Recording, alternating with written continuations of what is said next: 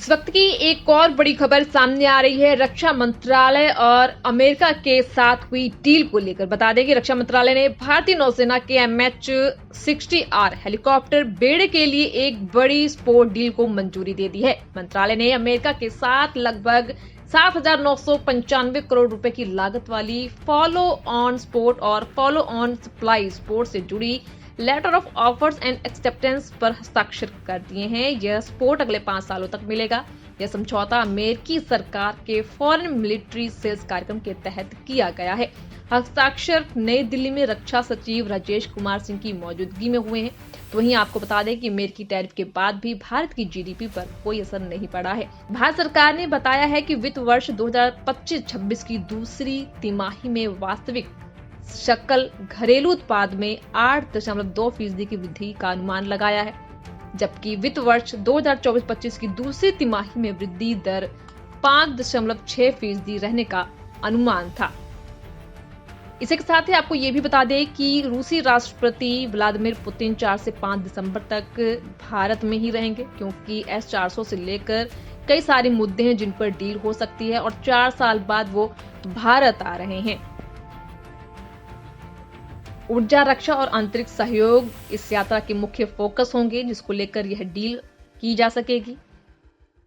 इस वक्त की एक और बड़ी खबर सामने आ रही है रक्षा मंत्रालय और अमेरिका के साथ हुई डील को लेकर। बता दें कि रक्षा मंत्रालय ने भारतीय नौसेना के MH-60R हेलीकॉप्टर बेड़े के लिए एक बड़ी स्पोर्ट डील को मंजूरी दे दी है। मंत्रालय ने अमेरिका के साथ लगभग 7,995 करोड़ रुपए की लागत वाली फॉलो ऑन सपोर्ट और फॉलो ऑन सप्लाई सपोर्ट से जुड़ी letter of offers and acceptance पर हस्ताक्षर कर दिए हैं। यह सपोर्ट अगले 5 सालों तक मिलेगा।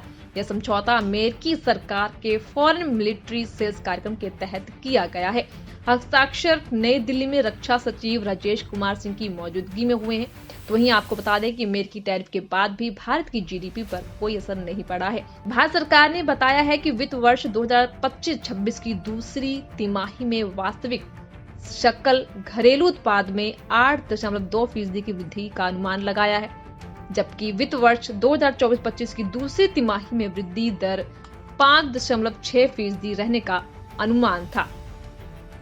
इसी के साथ ही आपको ये भी बता दें कि रूसी राष्ट्रपति व्लादिमीर पुतिन 4 से 5 दिसंबर तक भारत में ही रहेंगे, क्योंकि S-400 से लेकर कई सारे मुद्दे हैं जिन पर डील हो सकती है और 4 साल बाद वो भारत आ रहे हैं। ऊर्जा, रक्षा और अंतरिक्ष सहयोग इस यात्रा के मुख्य फोकस होंगे, जिसको लेकर यह डील की जा सकेगी। इस वक्त की एक और बड़ी खबर सामने आ रही है रक्षा मंत्रालय और अमेरिका के साथ हुई डील को लेकर। बता दें कि रक्षा मंत्रालय ने भारतीय नौसेना के MH-60R हेलीकॉप्टर बेड़े के लिए एक बड़ी स्पोर्ट डील को मंजूरी दे दी है। मंत्रालय ने अमेरिका के साथ लगभग 7,995 करोड़ रुपए की लागत वाली फॉलो ऑन सपोर्ट और फॉलो ऑन सप्लाई सपोर्ट से जुड़ी letter of offers and acceptance पर हस्ताक्षर कर दिए हैं। यह सपोर्ट अगले 5 सालों तक मिलेगा। यह समझौता अमेरिकी सरकार के फॉरेन मिलिट्री सेल्स कार्यक्रम के तहत किया गया है।